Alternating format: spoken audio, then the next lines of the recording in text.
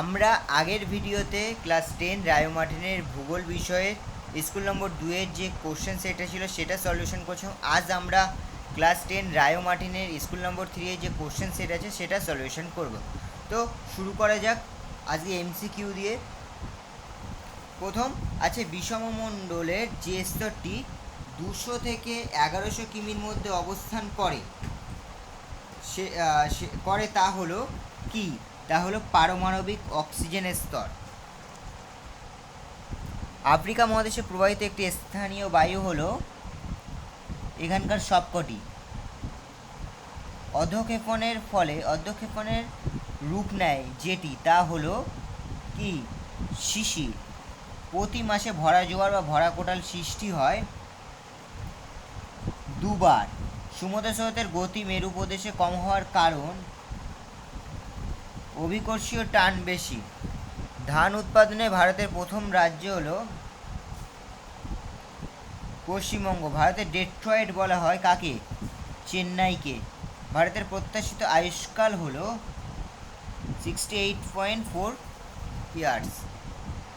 এবার নিম্নলিখিত বাক্যগুলি শুদ্ধ হলে সু এবং অশুদ্ধ হলে অ লেখো। জুলাই মাসে উত্তর গোলার্ধের সমুদ্র সমস্যারেখা দক্ষিণ দিকে অবস্থান করে, এটা হলো শুদ্ধ। তাহলে আমি এখানে সু লিখলাম।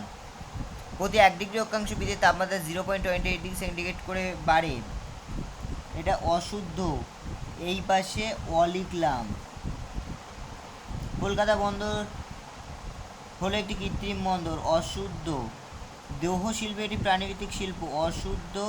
হিমপ্রাচীরে জলের উচ্চতা পার্থক্য হয় না, অশুদ্ধ। ঠিক আছে, এবার হচ্ছে অ্যালবেডোর কত শতাংশ মেঘের দ্বারা সৃষ্টি হয়?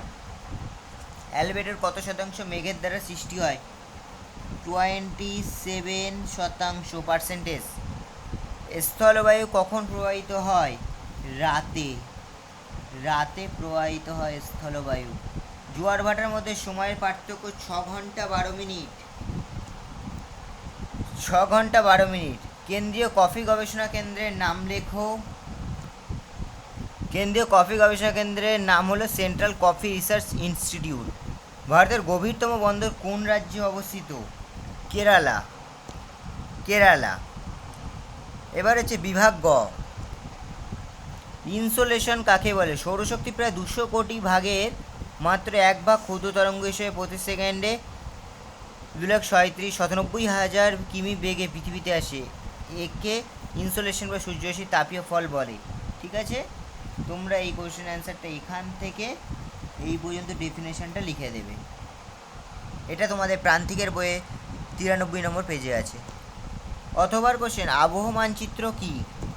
আবহ মানচিত্র হলো এমন একটি মানচিত্র যেখানে কোনো নির্দিষ্ট সময়ে কোনো অঞ্চলে আবহাওয়ার অবস্থা চিহ্ন রেখার মাধ্যমে দেখানো হয়। সমুদ্র স্রোতের 2টি শৈবাল সাগরের নাম লেখো। একটা হলো সার্গোসা সাগর আর একটা হলো হোয়াইট সি। পরের কোশ্চেন বলছে নদীতে বান ডাকার অনুকূল পরিবেশ লেখো। নদীতে বান ডাকার অনুকূল পরিবেশ হলো অতিবৃষ্টি, পার্বত্য অঞ্চলে বৃষ্টি বা বরফ গলা, নদীর তলদেশ ভরাট, ঘূর্ণিঝড়, বন উজাড়, সমতল ভূমি ও দুর্বল বাঁধ। সবুজ বিপ্লব উত্তর পশ্চিম ভারতেই কেন হয়েছে? সবুজ বিপ্লব মূলত উত্তর পশ্চিম ভারত, পাঞ্জাব, হরিয়ানা, পশ্চিম উত্তরপ্রদেশে বেশি সফল হয়েছে কারণ উন্নত সেচ ব্যবস্থা, খাল ও টিউবওয়েলের মাধ্যমে পর্যাপ্ত জল সরবরাহ হয়, উর্বর মাটি, পলিমাটি খুব উর্বর, ফসল উৎপাদনে সহায়ক, সমতল ভূমি, যন্ত্রের ব্যবহার সহ চাষবাস উন্নতভাবে করা যায়। এই কারণগুলোর জন্য কার্পাস বয়ন শিল্প যে কোনো স্থানে গড়ে ওঠে কেন? তোমরা এখান থেকে লেখা শুরু করবে। ঠিক আছে, এই দিকটা পুরোটা লিখবে, এই পর্যন্ত লিখবে। ঠিক আছে, এটাই হচ্ছে অ্যান্সার। ভারতের 4টি অতি বিরল জনঘনত্ব বিশিষ্ট অঞ্চলের নাম লেখো। লাদাখ, লাক্ষাদ্বীপ, আন্দামান নিকোবর দ্বীপপুঞ্জ, অরুণাচল প্রদেশ। ভারতের 4টি বিমানবন্দরের নাম লেখো। ইন্দিরা গান্ধী আন্তর্জাতিক বিমানবন্দর, ছত্রপতি শিবাজী মহারাজ আন্তর্জাতিক বিমানবন্দর, নেতাজি সুভাষচন্দ্র বসু আন্তর্জাতিক বিমানবন্দর, কেম্পে গৌড়া আন্তর্জাতিক বিমানবন্দর। ওজোন গহ্বর মেরু অঞ্চলেই কেন দেখা যায়? ওজোন গহ্বর মেরু অঞ্চলে দেখা যায়, তার কারণসমূহ অত্যন্ত নিম্ন তাপমাত্রা, মেরু অঞ্চলে তাপমাত্রা খুব কম থাকে। পিএসসি এই মেঘে সিএফসি ভেঙে ক্লোরিন মুক্ত হয় এবং ক্লোরিন ওজনের সাথে ধ্বংস করে। সূর্যালোকের প্রভাব, শীত শেষে সূর্যালোক আসলে ক্লোরিন সক্রিয় হয়ে দ্রুত ওজন ভাঙে। এই 3টে পয়েন্ট লিখে দেবে। নদীতে বান ডাকার অনুকূল পরিবেশ লেখো। পরের কোশ্চেন হচ্ছে প্রতিভ ঘূর্ণবাদ পরিষ্কার আবহাওয়া বিরাজ করে কেন? প্রতিভ ঘূর্ণবাদ শান্ত আবহাওয়া বিরাজমান, তার অ্যান্সার তোমরা এখান থেকে এই পর্যন্ত লিখে দেবে, ঠিক আছে।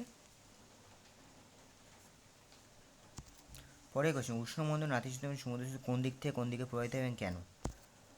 উষ্ণমণ্ডল, এখানে সমুদ্র সাধারণত পূর্ব থেকে পশ্চিমে প্রবাহিত হয়, কারণ বাণিজ্য বায়ু পূর্ব থেকে পশ্চিমে প্রবাহিত হয়, এই বায়ু সমুদ্রের জলকে ঠেলে পশ্চিম দিকে নিয়ে যায়। এবার হচ্ছে নাতিশীতোষ্ণ মণ্ডল, এখানে সমুদ্র সাধারণত পশ্চিম থেকে পূর্ব দিকে প্রবাহিত হয়, কারণ কি?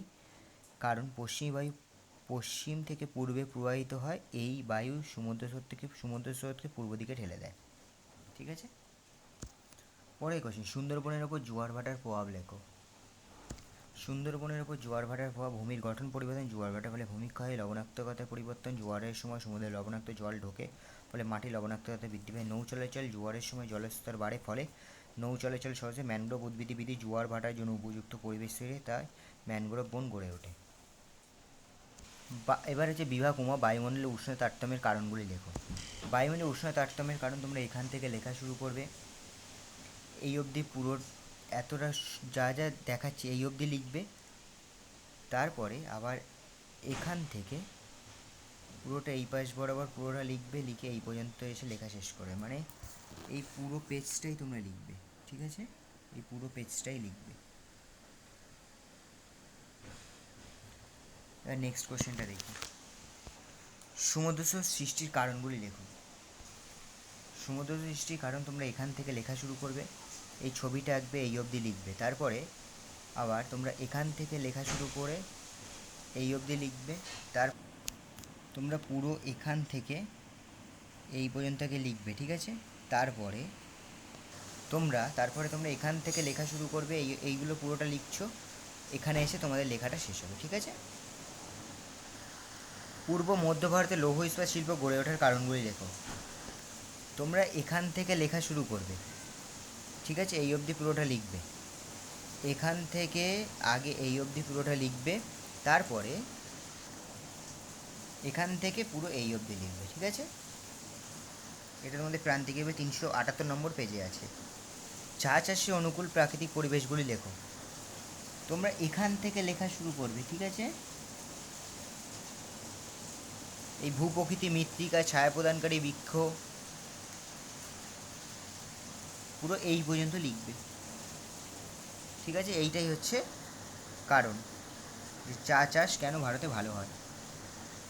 বন্ধুরা, আজকের ভিডিওটা এই পর্যন্ত। যদি ভিডিওটা ভালো লেগে থাকে তাহলে অবশ্যই লাইক কমেন্ট সাবস্ক্রাইব করে দিয়ে পজিটিভ থিঙ্কিং চ্যানেলের সাথে যুক্ত হয়ে থাকো। পরের ভিডিওতে আমরা স্কুল নম্বর 4 ক্লাস 10 রায়মার্টিনের স্কুল নম্বর 4